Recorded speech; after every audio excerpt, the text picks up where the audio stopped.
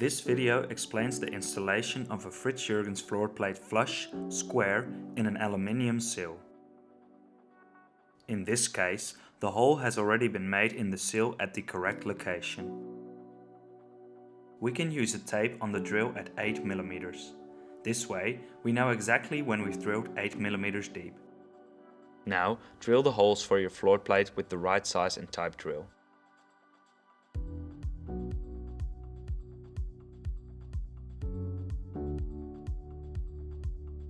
You can use the crossline laser to determine the placement of the ceiling plate.